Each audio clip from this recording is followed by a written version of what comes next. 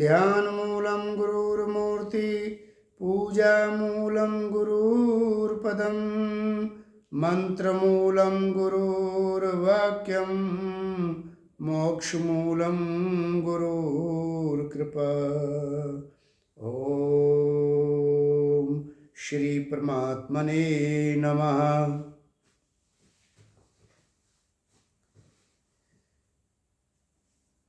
पिछले सत्संग में भगवान अर्जुन को सृष्टि चक्र के बारे में बता रहे हैं और भगवान कह रहे हैं कि सृष्टि चक्र की व्यवस्था को बनाए रखने के लिए स्वधर्म का पालन अति आवश्यक है। पिछले श्लोक में भगवान कहते हैं कि मनुष्य सहित समस्त प्राणियों की उत्पत्ति अन्न से, अन्न की उत्पत्ति वृष्टि से, वृष्टि की उत्पत्ति यज्ञ से, यज्ञ शास्त्र विहित स्वधर्म सत्कर्म से और सत्कर्मों की, शास्त्र विहित कर्मों की दिशा निर्देश शास्त्रों से, वेदों से मिलती है और वेद साक्षात भगवान की वाणी माने जाते हैं। इस प्रकार से इस यज्ञमयी कर्मों में भगवान प्रतिष्ठित हैं, अर्थात यज्ञ में जीवन जीने और स्वधर्म के पालन से परमपिता परमात्मा की प्राप्ति हो जाती है, ऐसा भगवान ने कहा। अब उससे आगे भगवान कहते हैं कि इस सृष्टि चक्र जो कि यज्ञ पर निर्भर करता है, अर्थात वो परमपिता परमात्मा जो आपके स्वधर्म कर्तव्य पालन करने से जिनकी प्राप्ति होती है, उस यज्ञ में जीवन को जो नहीं जीते, अर्थात अपने स्वधर्म का, अपने कर्तव्यों का पालन नहीं करते, अर्थात जिस ये सृष्टि चक्र में जिसे हम यज्ञ नाम से संबोधित किया गया, वह समस्त हमारे जो कर्तव्य बनते हैं, हमारा स्वधर्म पालन नहीं करता है, उनकी भगवान निंदा करते हैं। अगले श्लोक में भगवान कहते हैं, अध्याय 3 श्लोक 16, एवं परिवर्तितं चक्रं नानुवर्तिति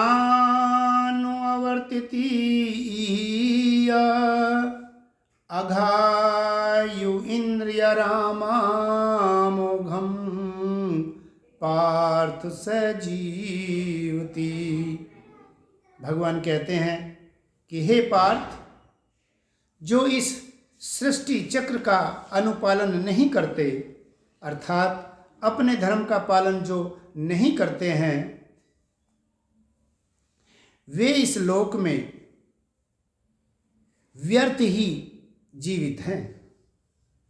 अर्थात कहने का तात्पर्य यह है कि जो अपने स्वधर्म का पालन नहीं करता है तो सृष्टि चक्र में व्यवधान आता है और वह व्यक्ति पाप को प्राप्त होता है। अर्थात भगवान कहते हैं कि स्वधर्म का पालन करना अति आवश्यक है।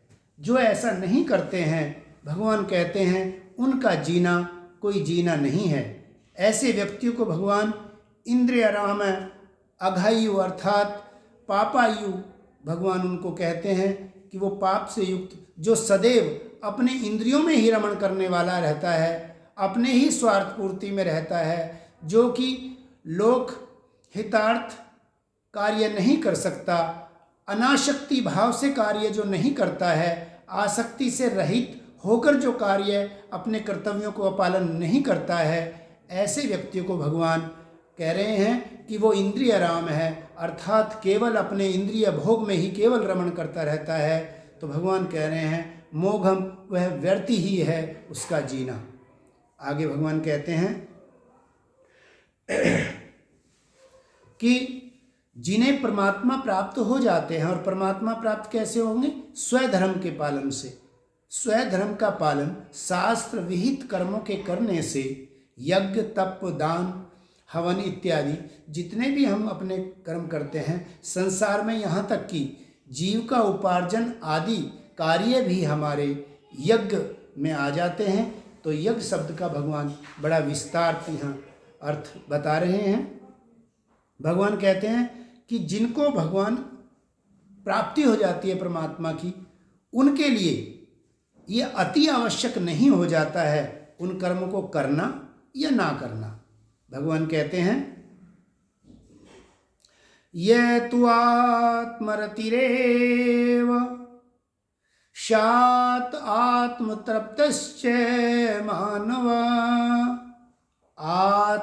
आत्मनेव च संतुष्ट तस्य कार्यं न विद्यते।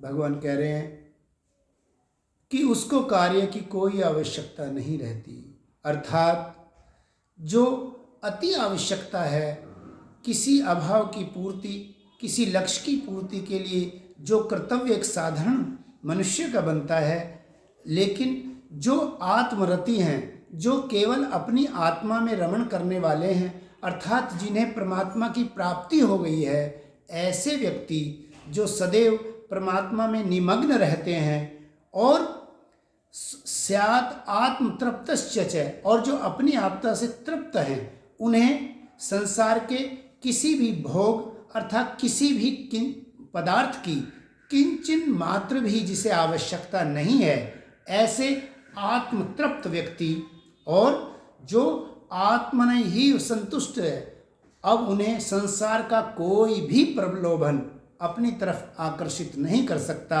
अर्थात आप्त काम, पूर्ण संतुष्ट हैं। ऐसे लोगों को, ऐसे व्यक्तियों को, ऐसे महानुभावों को कार्यम न विद्यते, उनको कार्य करने का कोई प्रयोजन नहीं रहता, अर्थात उनके लिए इतनी अति आवश्यकता नहीं है। यहाँ ऐसा नहीं है कि जब भगवान की प्राप्ति हो जाए, परमात्मा की प्राप्ति हो जाती है, आत्म साक्षात्कार हो जाता है, तो व्यक्ति कार्यों का त्याग कर देता है। ऐसी बात नहीं। भगवान की प्राप्ति के बाद मनुष्य कृतकृत्य हो जाता है, फिर उसके लिए अपनी किसी लक्ष्य की पूर्ति के लिए कार्य करे, ऐसी कोई आवश्यकता नहीं होती, वह पूर्ण काम हो जाता है। फिर भी जो उसके शरीर की आवश्यकताएं हैं, शरीर निर्वाह के लिए जो जरूरी है, वह भी परमात्मा की प्राप्ति होने के बाद प्रारब्ध के अनुसार प्रकृति में स्वतः ही उसकी पूर्ति हो जाती है, अर्थात उसे शास्त्र अथवा उसके प्रारब्ध कार्य करने को बाध्य नहीं करते हैं।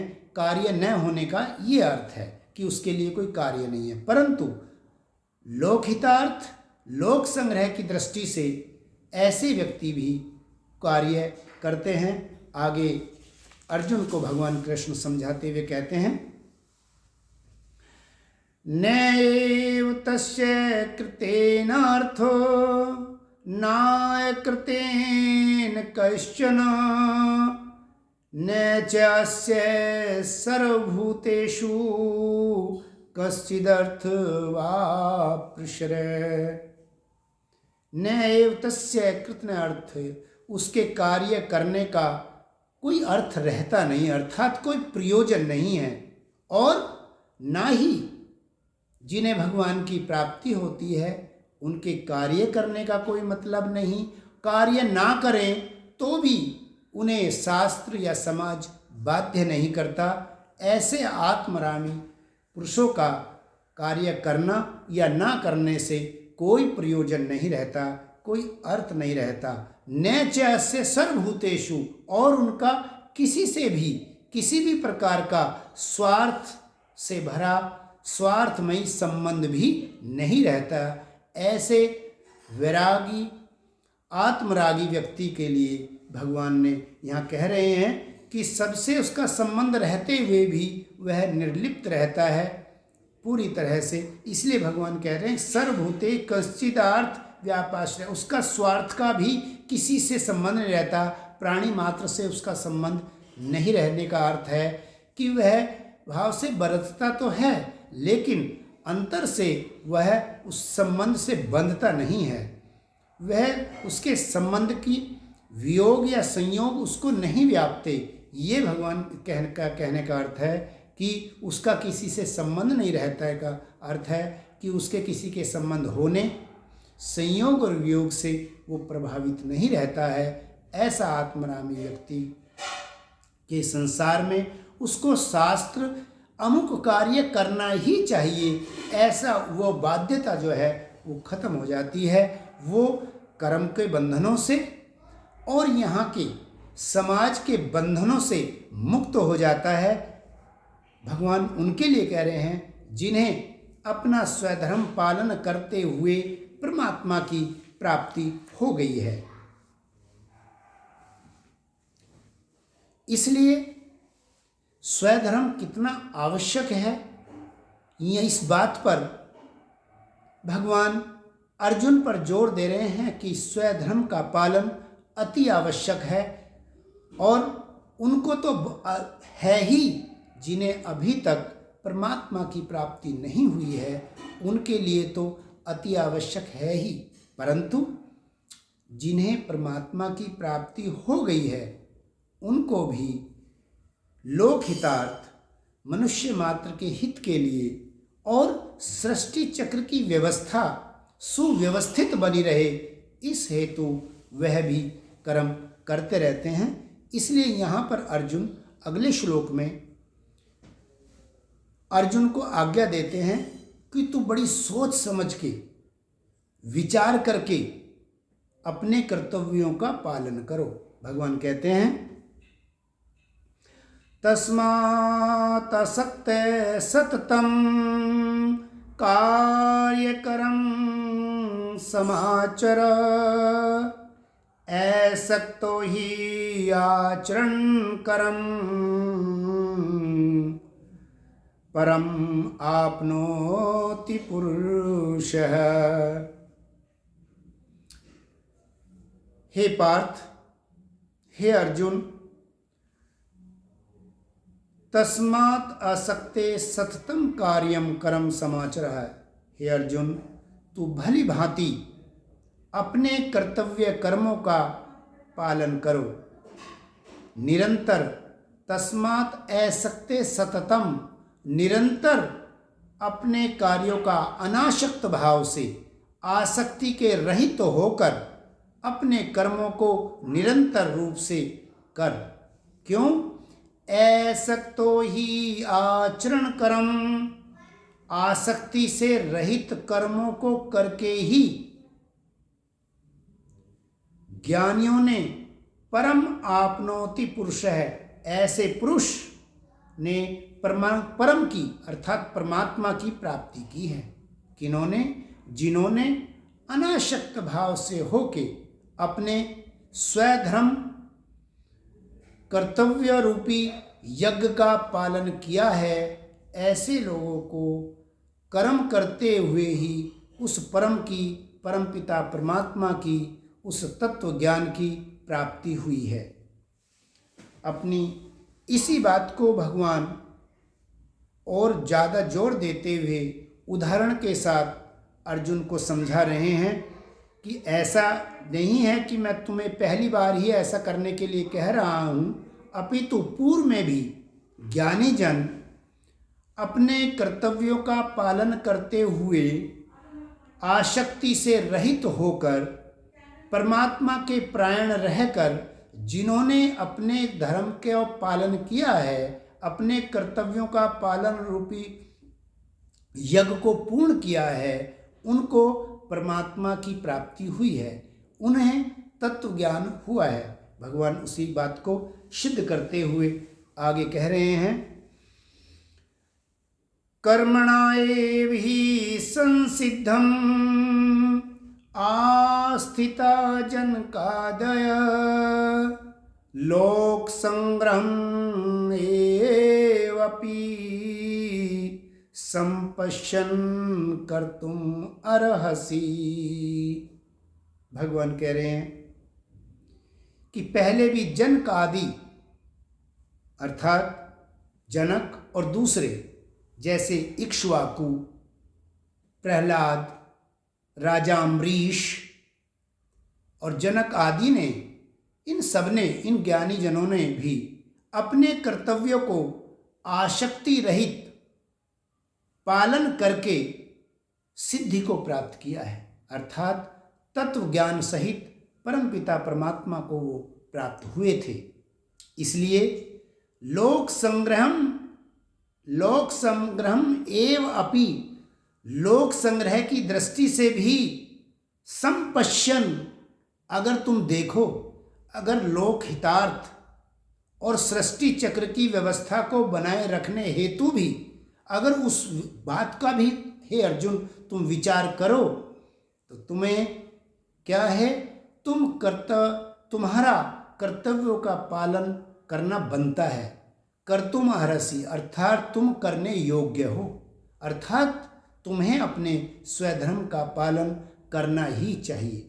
देखिए, ये अध्याय कर्मयोग से है और भगवान कर्म योगी को किस प्रकार से स्वधर्म का पालन करना चाहिए, इसमें हमें समझा रहे हैं कि किस प्रकार से एक कर्म योगी संसार में और गृहस्थ में रहते हुए भी, गृहस्थ पालन करते हुए भी अपने हवन, जप, तप, दान, जीव का उपार्जन आदि कर्तव्यों का आसक्ति रहित होकर जो पालन करता है, उसे परमात्म प्राप्ति हो जाती है, वह कर्म योगी हो जाता है।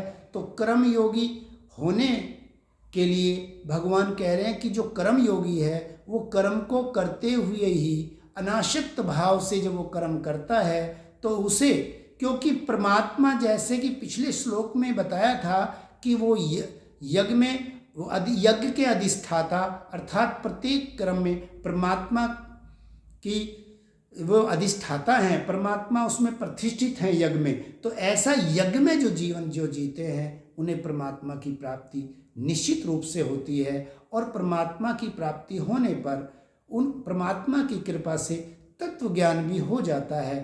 तो भी लोक हितार्थ और सृष्टि चक्र की व्यवस्था को बनाए रखने के लिए दूसरे हम लोगों को देख के परिपालन करें, इस हेतु भी अपने कर्तव्यों को पालन करना चाहिए।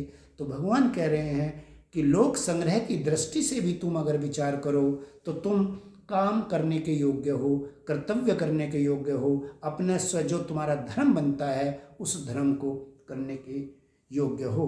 तो भगवान यहाँ अपनी इस बात को कि तुम्हें सोच समझ के भली भांति सावधानी पूर्वक अपने कर्तव्यों का पालन करते हुए आगे बढ़ना है, कर्मयोगी होना है, तो उसी बात को भगवान पूर्व के ज्ञानी जनों का उदाहरण देते हुए अर्जुन को बताते हैं, अर्थात तुझे कार्य करना ही उचित है।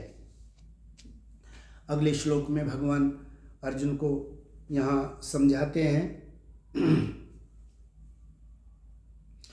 यत् यत् आचरति श्रेष्ठा तत् एवितर्जना स यत् प्रमाणं कुरुते लोकस्तद अनुवर्तते। परमात्मा प्राप्ति के बाद और तत्व ज्ञान के बाद भी हे अर्जुन, कार्य करना बहुत ही आवश्यक है, क्योंकि समाज में जो मनुष्य हैं वो जो श्रेष्ठ पुरुष, महान लोग, जो महान लोग कर्तव्य करते हैं,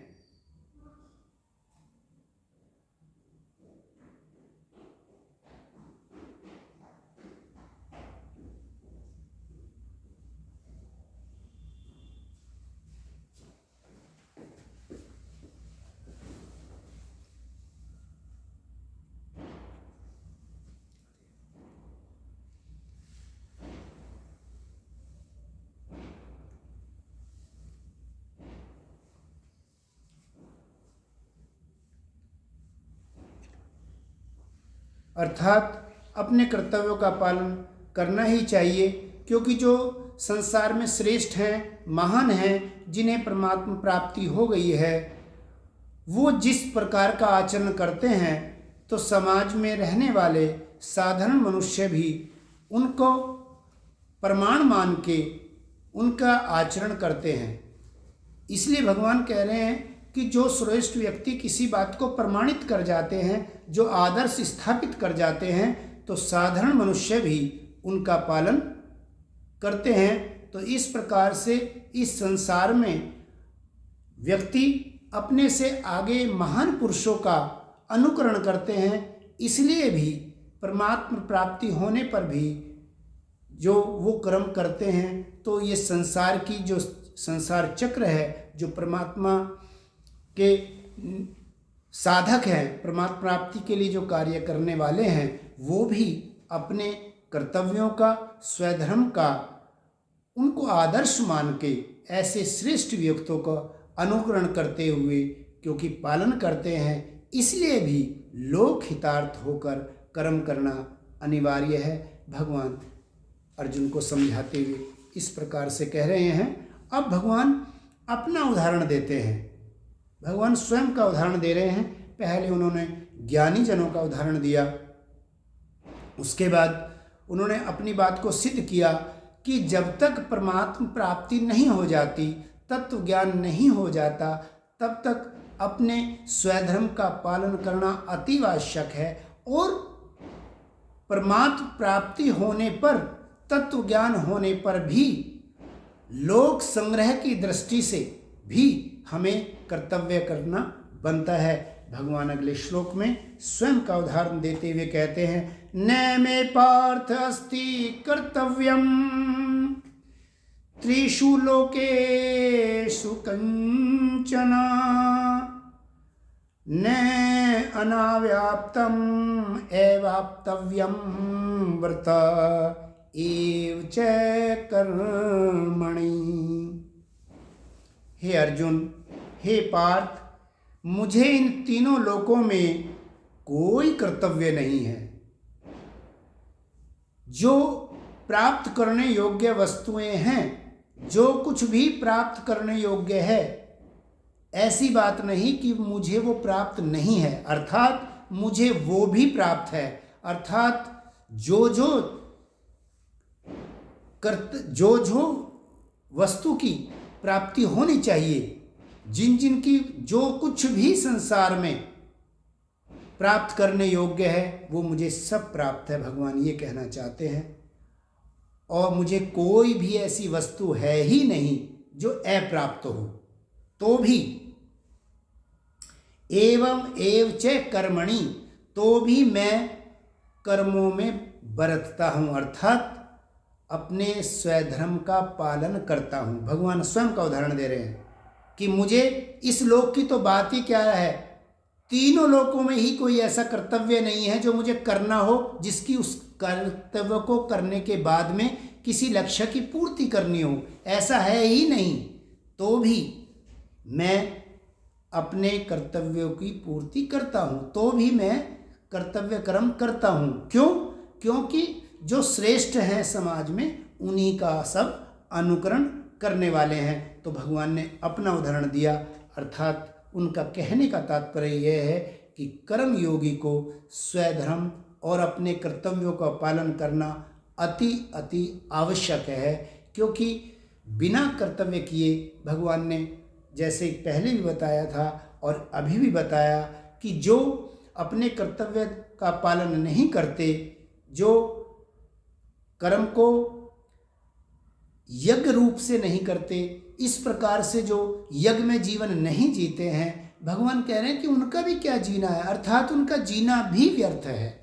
तो इसलिए भगवान दोनों ही दृष्टि से, लोक हितार्थ की दृष्टि से, और क्योंकि हमें तत्व की प्राप्ति करनी है, हमें परमात्मा से अगर मिलन करना है, तो हमें अनासक्त भाव से, आसक्ति रहित होके स्वधर्म का पालन करना ही होगा। तो इस प्रकार से आज के सत्संग के अनुसार, आज के सत्संग का सार यही है कि हमें स्वधर्म अर्थात अपने कर्तव्यों का पालन पूरे विवेक और मन से करना चाहिए, क्योंकि स्वधर्म के पालन न करने से संसार चक्र व्यवस्था में विघ्न उत्पन्न होता है और हम पाप के भागी बनते हैं। स्वधर्म पालन रूप यज्ञ करने से यज्ञ में प्रतिष्ठित परमपिता परमात्मा की हमें प्राप्ति होती है। परमात्मा प्राप्ति होने पर भी मनुष्य कृतकृत्य हो जाता है, उसे कुछ भी करना बाकी नहीं रहता, तो भी लोक संग्रह दृष्टि से परमात्मा प्राप्ति होने के बावजूद भी अपने लोक संग्रह के लिए ही सही कर्तव्यों का पालन करते रहना चाहिए। आज के सत्संग से जीवन में धारणा के लिए मुख्य बात क्या है कि हमें अपने जीवन में हम उतारें, तो आज की मुख्य धारणा के लिए है कि अपने कर्तव्यों का हम भली भांति आसक्ति रहित होके निस्वार्थ निष्काम भाव से करते रहना है और परमात्मा के परायण रहने का भाव हमें अपने अंतर में सदा बना के रखना चाहिए। आज के सत्संग से ऐसी हमें धारणा करनी है, ऐसा हमें संकल्प करना चाहिए। आज के लिए इतना ही। ओम